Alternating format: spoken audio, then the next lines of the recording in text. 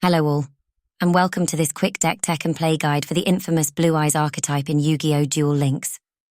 With the World Cup qualifiers now officially underway, and no doubt Blue Eyes being the deck to beat, let's take a deep dive on what you can expect to face, as well as options available to us to play around opposing Blue Eyes.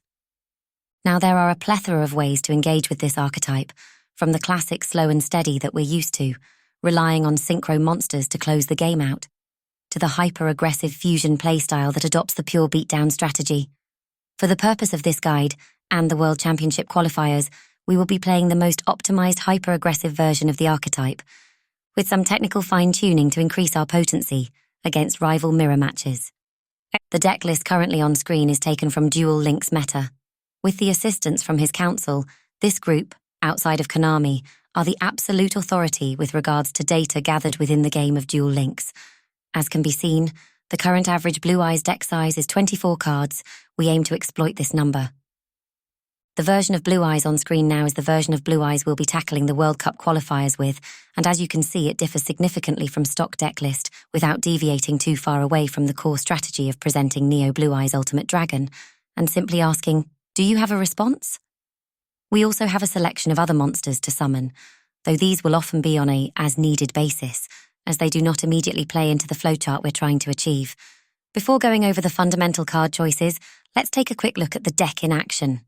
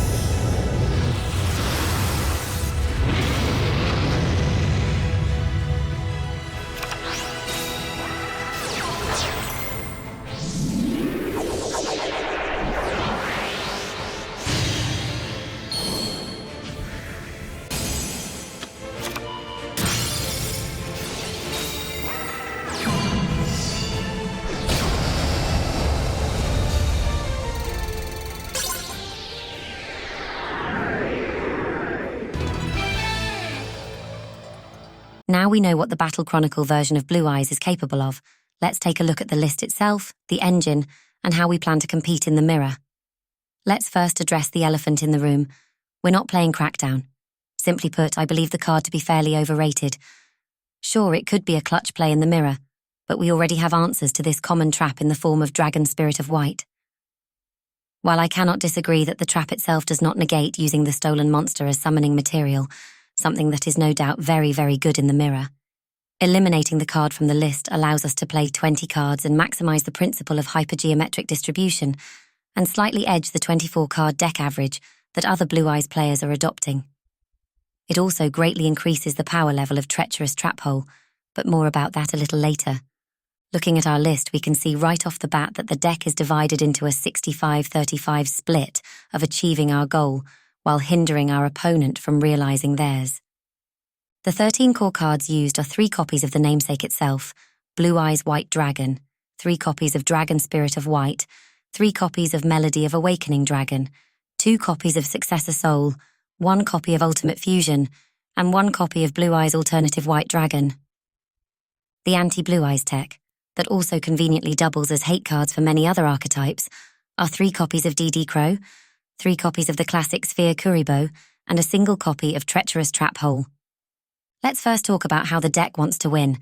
Simply put, we want to race into the absolute monster that is Neo Blue Eyes' Ultimate Dragon, or on a more rudimental level play a lightning-fast flurry of giant monsters and go down the beatdown road before our opponent can react. If we look at this sampler hand, you will notice we can get to our end goal immediately.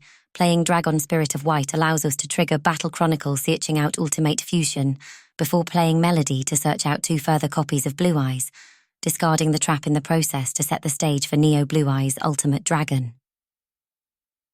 Alternatively, if Dragon Spirit of White was replaced with Sphere Kuriboh, we could still present a 6,000 damage board state with protection ready until our next draw step, in which we have around a 22% chance, or a little under 1 in 4 to top deck exactly what we need to fusion the aforementioned Neo Blue Eyes' Ultimate Dragon.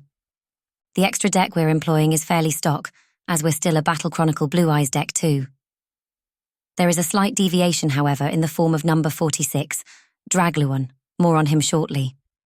We're playing 1 copy of Neo Blue Eyes' Ultimate Dragon as our main monster, who can feed the graveyard additional Blue Eyes fusion monsters for additional attacks. It can also be recycled from the graveyard to negate effects against other Blue Eyes monsters you may have in play. Blue Eyes' Ultimate Dragon is simply there for Battle Chronicle fodder, to trigger the search, as this monster will be the discard of choice most of the time.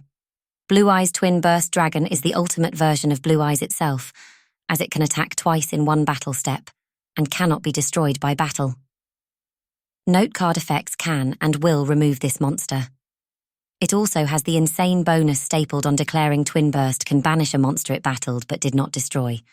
It can also double up as extra attack fuel for Neo Eyes. This monster is a total powerhouse. The Evening Star is a great option to close games out, as it has 2 stages of protection via material detachment, and also clears a problematic monster that may be sitting in the way via its summoning effect. Number 68 continues to grow in size throughout a game based on the number of monsters residing in both players' graveyards, and can also deny special summons for the turn via its own material detachment. Previously mentioned was number 46, Dragluon, a very underused card that has a lot of potential in this archetype. Sitting at 3,000 attack and defense, this monster is no slouch and allows us to either summon additional dragons, steal an opposing dragon, hello Blue Eyes, or even block the effects of rival dragons altogether. This spicy tech will absolutely catch other players off guard. So how does this list interact and counter opposing Blue Eyes decks? One of the key components to this formula is Sphere Kuriboh, a very archaic piece of tech that is likely long forgotten by most. In the mirror match, this is absolutely a tier S card for 2 core reasons. The first is the explosive nature of Battle Chronicle Blue Eyes' ability to simply win the game on the spot. Sphere Kuriboh can easily negate the battle step of a rival Neo Eyes, allowing a follow-up Soul Successor to simply remove the card via its effect, or the erasing power of our own Neo Eyes in response. The second reason is the hand-trap nature of the card, allowing us full mitigation from requiring to play around monsters such as Dragon Spirit of White, or even a rogue Mystical Space Typhoon. With 15% of the deck being Sphere Kuriboh, and the pace at which we can draw additional cards, this silver bullet will frequently make an appearance. He can also be played as a desperation play in a pinch to be the target of Successor Soul, removing a fusion version of Blue Eyes the opponent controls, and pseudomorph into Blue Eyes himself. Simply put, this overlooked card in the current meta is a total powerhouse in the mirror. A common question would be, can I replace Sphere Kuriboh with Book of Moon, as they both fundamentally do the same thing? The answer in short is no. Sure, feel free to replace the Circle Boy with a book if that's what you have available, but make sure to remember, a Spirit Dragon of White can easily remove the card. Using it in response to removal will simply allow the opponent to flip their monster back into attack position, and naturally it cannot be soul-swapped into a copy of Blue Eyes. With this knowledge in mind, Sphere Kuriboh is head and shoulders more useful than a Book of Moon will ever be. Next up is a card you will absolutely see in the mirror match, and that is DD Crow. Crow will do a lot of heavy lifting, as it's not uncommon to discard a Blue Eyes as a prelude to casting Ultimate Fusion. Crow will simply punish that play by banishing said Blue Eyes, and refuse permission for Neo Blue Eyes' Ultimate Dragon that turn.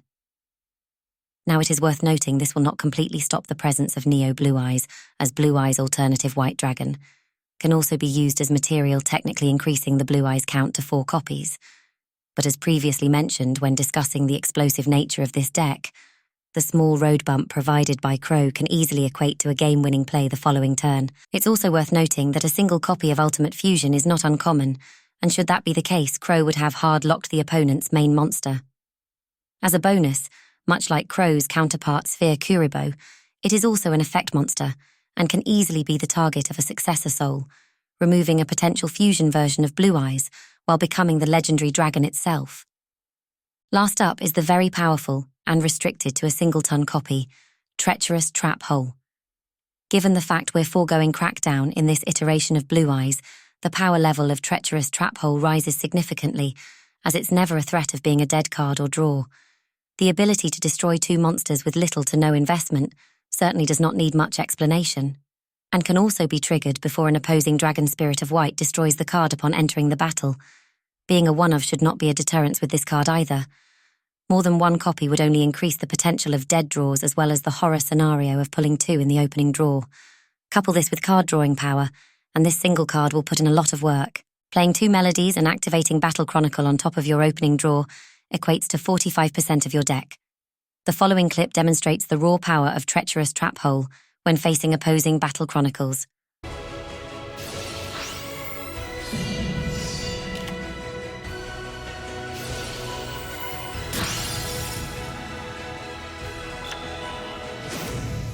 I hope this video guide was a help to you when facing opposing Blue Eyes during these qualifiers. If you would like any more assistance or even a far deeper in-depth deck tech, I will be happy to provide if there is enough interest. Good luck out there, duelists. I wish you luck through your qualifiers.